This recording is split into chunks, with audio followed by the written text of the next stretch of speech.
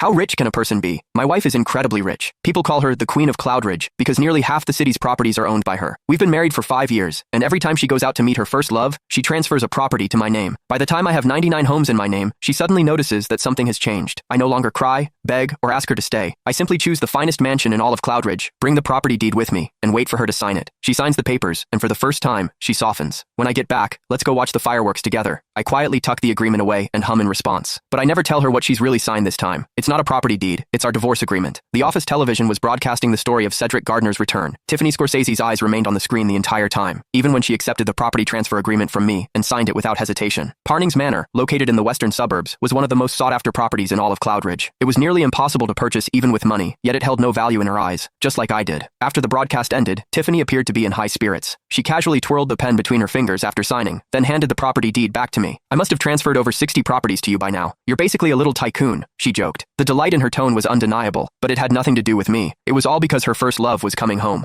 I stood in front of her and simply nodded. The mansion in the western suburbs has a view of the ocean. I really like it. Back when she was pursuing me, I had rejected her 99 times. Her persistence never wavered. After her 100th confession, we got married, but her love didn't last long. It disappeared the moment Cedric returned to Cloudridge, and that day was also our first wedding anniversary. I had been basking in the candlelit dinner she had prepared just for me, waiting with quiet joy for her to come home. Instead, what arrived was a property deed and a brief apology. I'm sorry, Matthew. I missed our anniversary. Will you forgive me? I chose to ignore the heavy scent of an unfamiliar cologne clinging to her skin, and for the first time, I told her I forgave her. To make things fair, I told myself I would forgive her 99 more times. Then came the second time, the third, the fourth. Throughout our 5-year marriage, she left me time and again to be with Cedric. Eventually, she stopped offering explanations. Before going to see him, she would simply hand me the deed to a new property. From the 1st to the 99th, I forgave her every single time. Now, this was the 100th. But after this, I'd no longer need to forgive her. That realization made me smile. I looked at her calmly, no longer weighed down by emotion. She froze for a brief second, then averted her eyes. At that moment, I saw something unusual in her expression, a hint of reluctance. After hesitating for a moment, she said quietly, "When I get back, I'll take you to see the fireworks." In the past, even the smallest display of kindness from her would give me false hope. I would beg, and I would end up heartbroken, because every time, she would pry my fingers off hers one by one and walk away without mercy, leaving behind just 2 words: "You're insane." But I had already gone insane 99 times. Now that the 100th time had passed, I didn't need to keep lying to myself anymore, because hidden among the documents I handed her today was a divorce agreement. In 30 days, Tiffany and I would have nothing more to do with each other. There were 25 days left until our divorce was finalized. For the past 5 days, Tiffany's usually quiet social media had become unusually active. During the day, she and Cedric fed pigeons in the plaza. At night, they watched parade floats from the rooftop of a hotel beside the amusement park. I saw every step they took and every place they went together. As for the promise she made to me, I was sure she had already forgotten it. I got up and began packing. The floor was still a mess of scattered clothes and half-open luggage.